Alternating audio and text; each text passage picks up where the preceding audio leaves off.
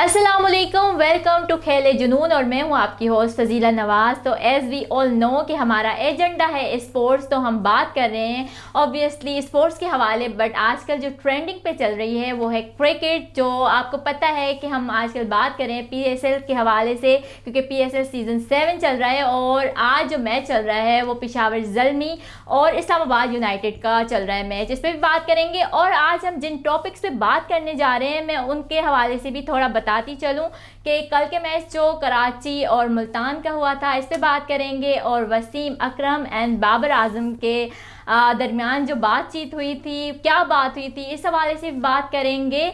और भी बहुत कुछ है जिनके हवाले से हम बात करेंगे। तो उससे पहले मैं इंट्रोड्यूस करवाती चलूँ हमारे साथ जो यंग टैलेंट मौजूद हैं, शाहिद शरीफ और मोहम्मद बाबर। अस्सलाम वालेकुम। वालेकुम अस्सलाम। कैसे हैं आप लोग? अल्हम्दुलिल्लाह। अल्हम्दुलिल्लाह हम ठीक है। फजीला आप कैसी हैं? अल्हम्दुलिल्लाह मैं भी बिल्कुल ठीक। अच्छा ये बताएं कि मैचेस कैसे चल रहे हैं पहले तो?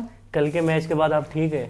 जी मैं बिल्कुल ठीक हूँ। कल के मैच के बाद मैं तो बिल्कुल ठीक हूँ, क्योंकि आप लोग बताएं अपना, क्योंकि आप तो कह रहे थे कि कराची जीतेगा लेकिन अनफॉर्चुनेटली कराची हार गया 8वां मैच भी। मुझे तो काफ़ी कल दुख हुआ है, और जो लास्ट शॉट मारा है उमैद को, मुझे तो चाहिए अगर मैं उमैद की जगह होता मैं तो क्रिकेट ही छोड़ देता। इतना गंदा जो शॉट मारा है उसने रूसो ने, तो बिल्कुल कोई अल्फाज नहीं मेरे पास। और रूसो का जो लास्ट में मैच ऐसा लग रहा था कि 18वें ओवर तक हमें यही लग रहा था कि मैच जो है वो कराची के हाथ में है, लेकिन फिर अचानक से जो टर्निंग पॉइंट आया है और रूसो ने जो बैटिंग की है उस पर नो डाउट, और रूसो का स्टाइल भी आप लोगों ने देखा था। देखिए 19 ओवर जो बहुत इंपॉर्टेंट होता है। बिल्कुल आप लोगों ने देखा होगा शायद पाकिस्तान और ऑस्ट्रेलिया का सेमीफाइनल, उसमें भी 19 ओवर में शाहीन को छक्के मारे गए। आसिफ अली ने जो है पाकिस्तान और अफगानिस्तान के खिलाफ 19 ओवर में मैच खत्म किया। तो कल भी गेम जो पूरी 19 ओवर में चेंज हो गई है। तो 19 ओवर जो है वो T20 क्रिकेट में बहुत इंपॉर्टेंट होता है। बहुत इंपॉर्टेंट होता है नो डाउट, लेकिन मैच ऐसा लग रहा था कि कराची के हक में था, लेकिन कराची ने तो बिल्कुल अच्छा बहुत परफॉर्म किया। लेकिन दरअसल जब से लाहौर में मैच ट्रांसफ़र हुए, मतलब जब से लाहौर में मैच हो रहे, सारे मैच ही सस्पेंस हो रहे हैं। पहले वो उस दिन जो कराची और इस्लामाबाद में हुआ, फिर कल वाला मैच और आज का मैच भी देखो, रन रेट अच्छा, पेशावर का रन रेट अच्छा जा रहा है। तो मेरे ख्याल से कि ये भी टक्कर का मुकाबला होगा, सस्पेंस होगा मैच में। बिल्कुल आज का मैच भी बहुत अच्छा जा रहा है। और पहले पेशावर ज़ल्मी ने टॉस जीतकर बैटिंग का फैसला किया और बैटिंग करते हुए ज़ल्मी की जानिब से 208 रन का हदफ मिला है यूनाइटेड को। इस पे आप क्या कहना चाहेंगे शायद, कि क्या लगता है कि चेस कर पाएंगी यूनाइटेड? देखें, जो इस्लामाबाद को ये दो नुकसान हुए, एक शादाब खान का और एक उनके बॉलर हैं, सही है। तो जब कैप्टन नहीं होंगे, जब कैप्टन चेंज होते हैं, तो कैप्टनसी मतलब टीम को कोई और लेके चलता है, तो काफ़ी सारी चीज़ें चेंज हो जाती हैं। हमारा बैटिंग कॉम्बिनेशन चेंज हो गया है, ऊपर दानिश अजीज़ को खिलाया गया है। पहले हमारा बैटिंग लाइनअप बहुत, मतलब इस्लामाबाद का जो बैटिंग लाइनअप था बहुत स्ट्रॉन्ग था। शादाब खान थे, तो शादाब खान नहीं है, मतलब कैप्टन नहीं है, जो टीम को लेके चल रहे हैं वही नहीं है। तो मुझे लगता है कि इस्लामाबाद को मुश्किलात फेस आएंगी। आपका क्या कहना है बाबर? आप शायद के बात से एग्री करते हैं या फिर आप मैंने क्या तो राय आज रखते तक हैं? इनकी किसी बात पे एग्री नहीं किया है और ना आज करने वाला हूँ, क्योंकि मुझे लगता है आसिफ अली ने जो कमान अच्छी संभाली हुई है इस्लामाबाद यूनाइटेड की। क्योंकि कराची वाला मैच देख ले, जिस तरीके से बॉल करे थे एंड के ओवर्स, और आसिफ अली की जो कैप्टनसी थी। अब आप बाबर आजम को देख लें, कल के मैच में वही वो लॉन्ग ऑफ पे खड़ा हुआ है। कैप्टन को चाहिए कि वो सर्कल के अंदर खड़ा हो, प्लेयर को बताता रहे कि आप यूं करें।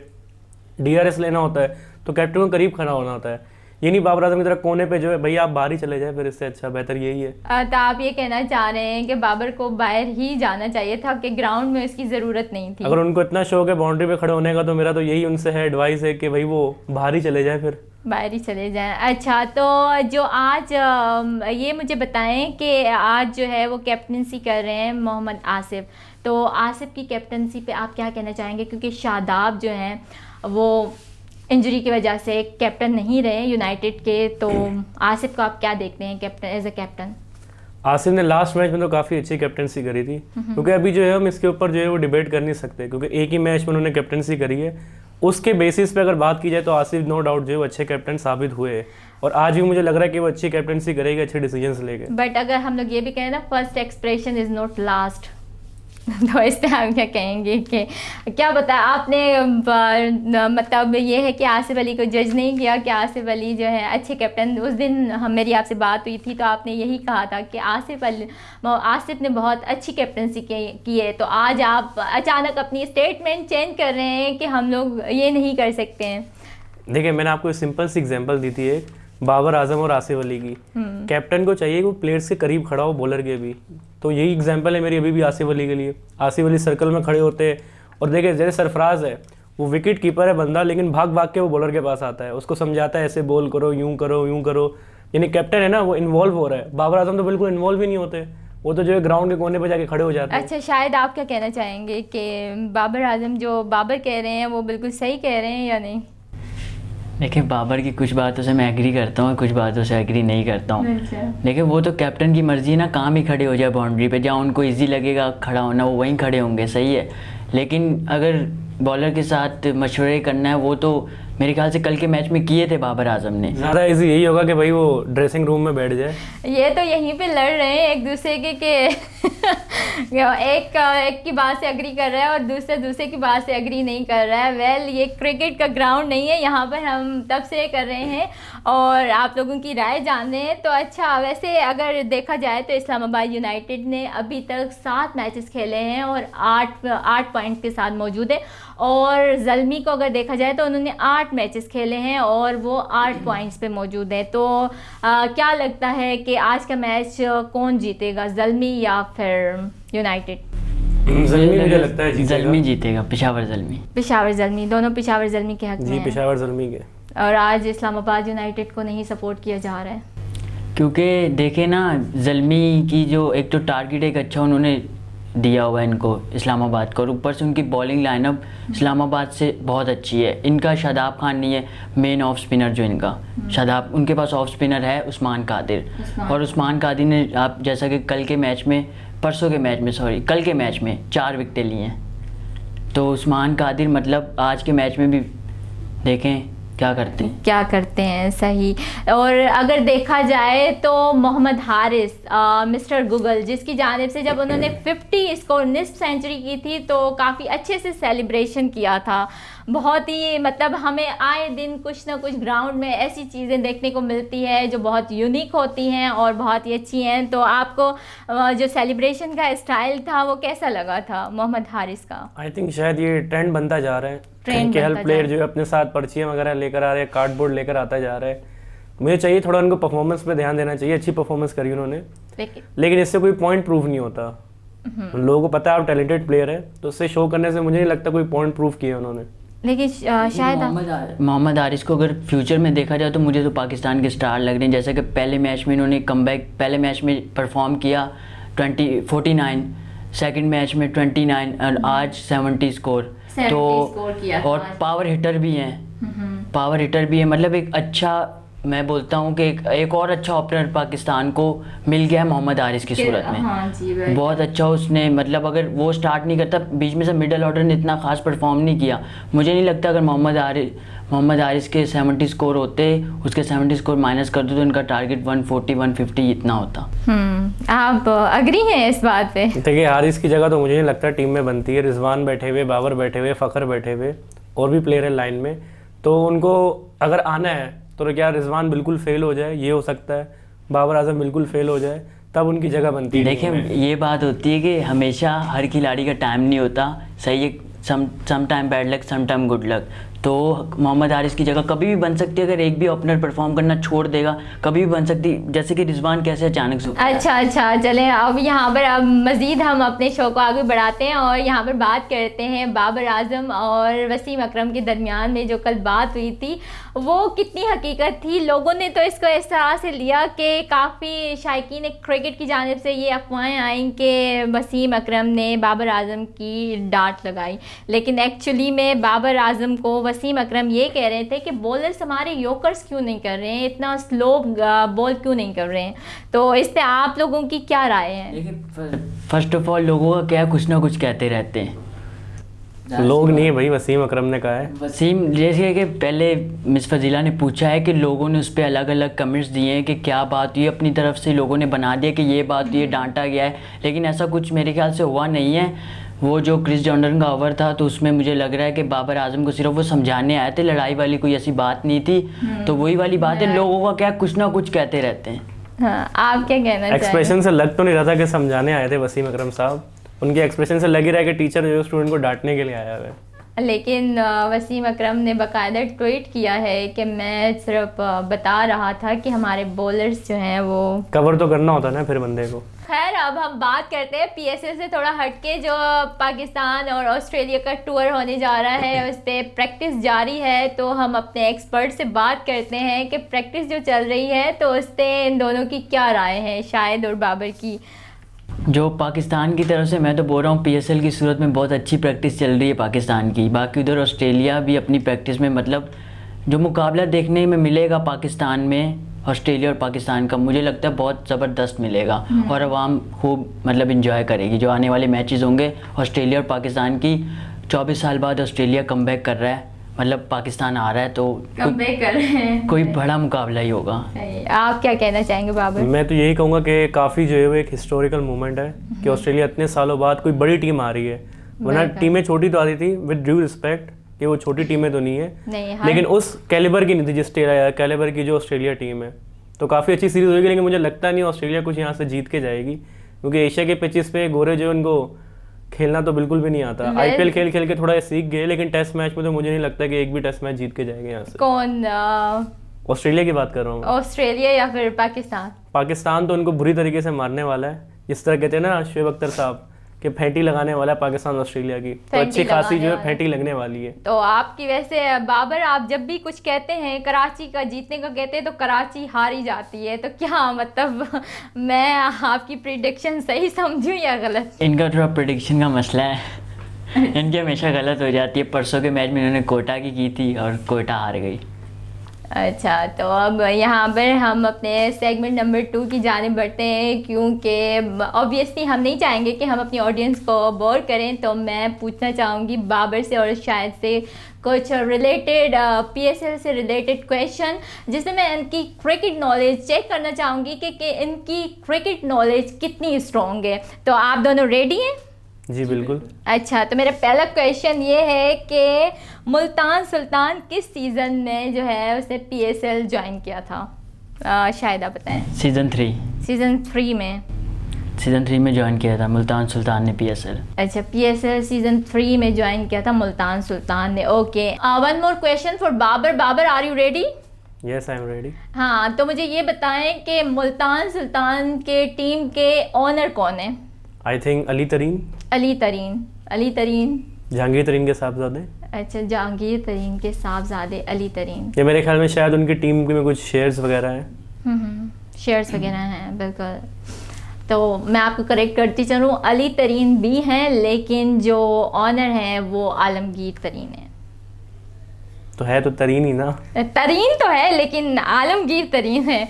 अब देखिए, जो ऑनर होता है वही बताना है हमने। आपने गलत बताया, आधा सही आधा गलत बताया। तरीन होता है, भले आलम हो या अली हो। अच्छा, अब तीसरे क्वेश्चन की जाने बढ़ते हैं। उसमें हम पूछना चाहेंगे शायद से। शायद आप तैयार हैं तीसरे क्वेश्चन के लिए? जी बिल्कुल, आई एम रेडी। अच्छा, मुझे ये बताएं कि सबसे ज़्यादा विकेटें किसने ली है पीएसएल में? आई थिंक वहाब रियाज ने। वहाब रियाज ने तो नहीं दी। आप सही कह रहे हैं, वहाब रियाज ने। इनको मतलब श्योर नहीं है, अपनी ही नॉलेज पे यकीन नहीं है। आई एम नॉट श्योर, लेकिन फिर भी सही बता दिया हुआ। अच्छा, तो अब हम आते हैं बाबर की तरफ। बाबर, आप मुझे बताइए कि पीएसएल के वो कौन से प्लेयर है जिसने पहली हैट्रिक की थी? आई थिंक शायद इमरान ताहिर साहब। इमरान ताहिर रॉन्ग।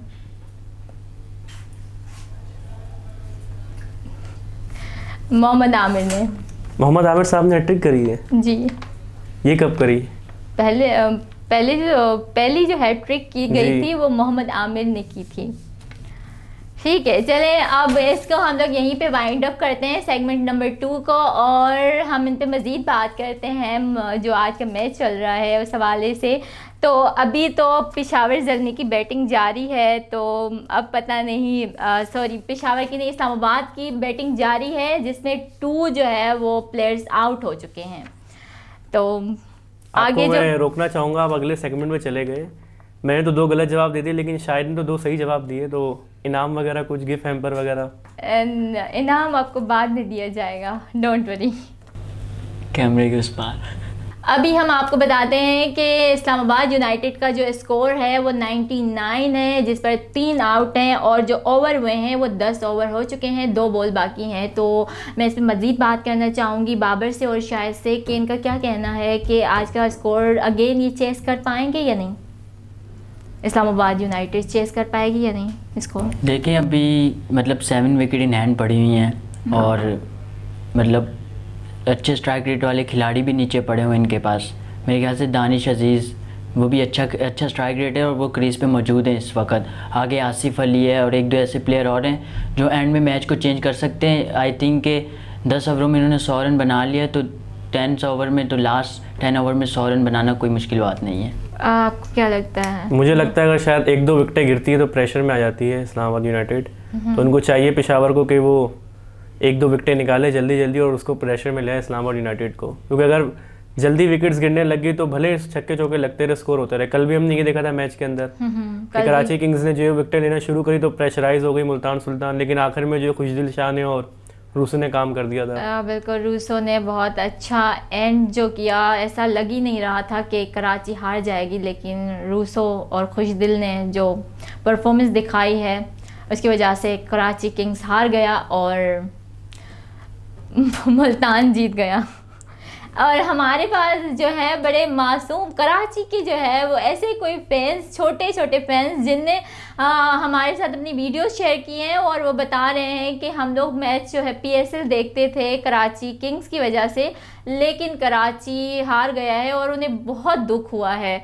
तो उस पर आप लोग क्या कहना चाहेंगे कि कराची किंग्स के प्लेयर्स ने तो छोटे मासूम से बच्चों का भी दिल तोड़ दिया? देखिए दुख तो हुआ क्योंकि मैं भी कराची का सपोर्टर हूँ, कराची किंग का सपोर्टर, उसे सपोर्ट कर रहा था मैं। दुख तो हुआ है, ज़ाहिर सी बात है। तभी लग रहा है मुझे कराची 8 मैच हारी है। एक आध होता है, एक 8 नहीं होता ना। 8 मैच हार गए लगातार, एक आध मैच होता है ना कि एक आध मैच हार गए, एक 8 मैच ही हार गए। लेकिन कराची ने नो डाउट मतलब रिकॉर्ड बनाया है, रिकॉर्ड कायम किया है कराची। उस पर आप क्या कहना चाहेंगे बाबर? मैं तो ये कहना चाहूँगा शायद ने इस साल कराची को सपोर्ट किया तो ये हाल हुआ है। नेक्स्ट ईयर किसी और को सपोर्ट कर देना भाई, इंडिया को कर दो आप, भले किसी और टीम को कर दो, इमरान खान साहब को सपोर्ट करें ताकि वो नीचे आ जाए।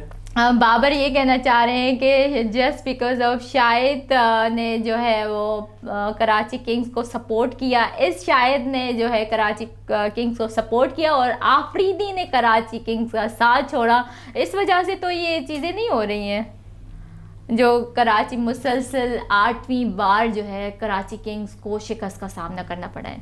हर बंदे की अलग अलग सोच होती है, जैसा वो सोचता है वैसा वो फिर बोलता है। तो ये तो नहीं है कि अब सपोर्ट किया है तो वो हार रही है, अब बैड लक है। देखें सबसे बड़ी बात है टीम मैनेजमेंट बिल्कुल भी अच्छी नहीं थी। कोई खिलाड़ी ऐसा नहीं है जिसने मतलब कोई रिकॉर्ड बनाया हो, कोई विकेट्स लिए हो, कोई मतलब कराची किंग में कोई ऐसा प्लेयर ही नहीं है कि जिसने अच्छा परफॉर्म किया हो। अभी तक किसी ने अच्छा परफॉर्म नहीं किया। हर टीम में कोई ना कोई ऐसा मैच चेंजर प्लेयर है, लेकिन कराची किंग में मुझे कोई ऐसा प्लेयर नज़र नहीं आया। आई थिंक कराची की टीम में काफ़ी प्लेयर्स थे, लेकिन कराची ने जो उनको बाकी प्लेयर्स को जैसे एलेक्स हेल्स हो गए, 1-2 और भी प्लेयर थे जो इन्होंने इंपॉर्टेंट प्लेयर, उनको लग रहा था कि हमारे काम के नहीं है, लेकिन वही PSL में परफॉर्म कर रहे हैं। PSL में वही जो है वो परफॉर्म कर रहे हैं। और जो कराची किंग्स के कुछ प्लेयर्स ऐसे हैं जो दूसरी टीमों में अभी हमें दिखाई दे रहे हैं, तो कराची की इस साल परफॉर्मेंस बिल्कुल भी अच्छी नहीं रही। बस दुआ करें कि आखिर के 2 मैच जीत जाए। कल भी कराची किंग्स का मैच हो रहा है लाहौर कलंदर्स पे, जिसका बाबर को बड़ा बेसब्री से इंतज़ार है। तो बाबर आप मुझे बताएं कि आपको क्या लगता है कल का मैच कराची किंग्स जीतेगा या नहीं?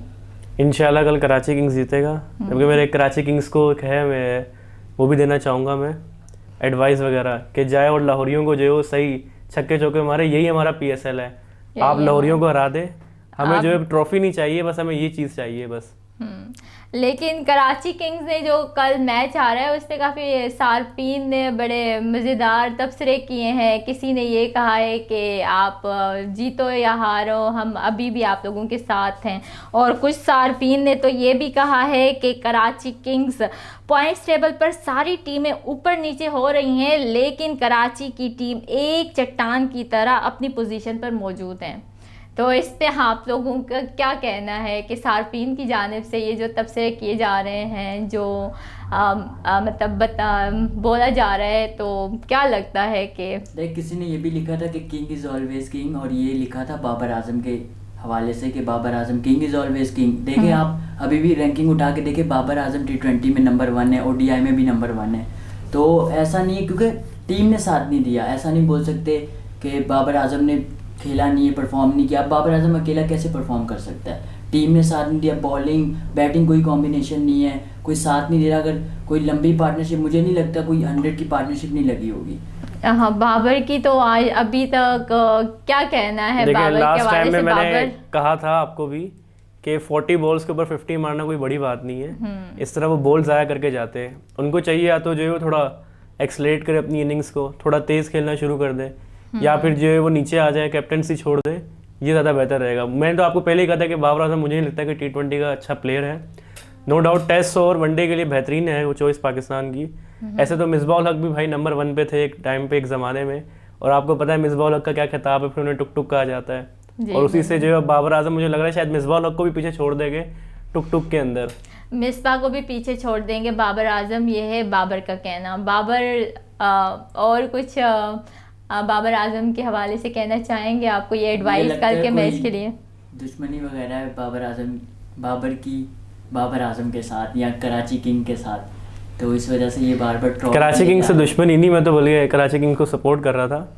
कराची किंग्स को सपोर्ट करें, दोनों सपोर्टर कराची किंग्स के हैं, लेकिन कराची ने इन दोनों का दिल ऐसे कराची किंग्स ने तोड़ा है कि ये लोग एक सपोर्ट कर रहे हैं तो दूसरा एडवाइस दे रहा है। जो आगे सीरीज़ आ रही है ऑस्ट्रेलिया के साथ, तो इसमें जो T20 होंगे आप उसी में बाबर आजम की परफॉर्मेंस देख, एक ओपनिंग कॉम्बिनेशन होता है वो बाबर आजम का रिजवान के साथ बहुत अच्छा है, आपने वर्ल्ड कप में देखा होगा T20 में। बिल्कुल, बाबर अगर बात की जाए बाबर आजम की और मोहम्मद रिजवान की, तो उनकी पार्टनरशिप बहुत ही स्ट्रॉन्ग पार्टनरशिप है, बहुत अच्छा परफॉर्म करते हैं। लेकिन अभी तो दोनों ओपोनेंट है, दोनों कप्तान है, एक मुल्तान के लिए खेल रहा है तो दूसरा कराची किंग्स के लिए खेल रहा है, और दोनों ओपोनेंट है। तो बाबर की तो इस वक्त कोई परफॉर्मेंस ही नहीं रही है इस साल, अगर PSL सीजन 7 में देखा आप रिजवान से बाबर आजम को कंपेयर नहीं कर सकते। रिजवान जो है वो, मुझे लगता है मैं रिजवान को ऊपर रखता हूँ, बाकी लोगों को शायद भाई को पता नहीं क्या लगता हो, लेकिन मेरे नज़रिए में रिजवान अच्छे प्लेयर है, वो कंडीशन के हिसाब से खेलते हैं। T20 में एक्सलरेट करना है, बाबर आजम का क्या है 30-35 गेंदे या 40 गेंदों पे जो 50 मार के चले गए बस। अच्छा, अभी मैं आपको यहाँ पर बताती चलूँ कि जो है यूनाइटेड का स्कोर इस वक्त 110 है और इस पर 3 आउट है, और ओवर जो हुए हैं वो 11 ओवर हो चुके हैं, और 12वें ओवर की 1 बॉल हो चुकी है, जिसपे अभी जो यूनाइटेड को रन चाहिए वो है 97 ऑफ 52 बॉल्स। तो क्या कहना चाहेंगे? अगेन मैं यही पूछना चाहूँगी कि अभी भी क्या लगता है कि कौन सी टीम का पलड़ा भारी है? देखिए, पलड़ा भारी उसी टीम का जो टीम प्रेशर नहीं लेगी, और अपनी जैसे कि अगर पेशावर ज़ल्मी इस्लामाबाद बैटिंग कर रहा है, अगर उसकी विकेट्स इन हैंड रहती हैं एंड तक, मतलब अगर 15 ओवर तक यही 3 खिलाड़ी आउट रहते तो मैं तो बोलता हूँ कि इस्लामाबाद मैच ईजिली जीत जाएगा। और अगर तो विकेट्स चली जाती हैं तो प्रेशर किस पे आ जाएगा? इस्लामाबाद तो फिर मतलब वही वाली बात है। अभी मैच मैं तो प्रेडिक्शन करूँगा 50-50 एंड मैं अपनी ज़िंदगी में फ़र्स्ट टाइम जो एग्री कर रहा हूँ शायद भाई से कि हाँ सही खेल है। अगर विकेट गिरती है तो फिर जो है वो चांसेस है पेशावर ज़ल्मी के, वरना ये इतना बड़ा कोई रिक्वायर्ड 100 नहीं है, 10 के मेरे ख्याल में करीब है ये, तो 10 के रिक्वायर्ड 100 से तो ईजिली जो है चेज़ हो जाएगा, दोनों को यही लगता है। जी, तो आपने देखा कि हमने जाना बाबर से और शायद से कि आज की टीम विनर कौन होगी, तो इन लोगों का यही कहना है कि जो टीम प्रेशर नहीं लेगी वही टीम आज की विनर होगी। तो इस पे जो टीम आज जीतेगी उसके बारे में हम कल डिस्कस करेंगे और आपको कल बताएंगे। टिल देन, अल्लाह हाफिज़, टेक केयर।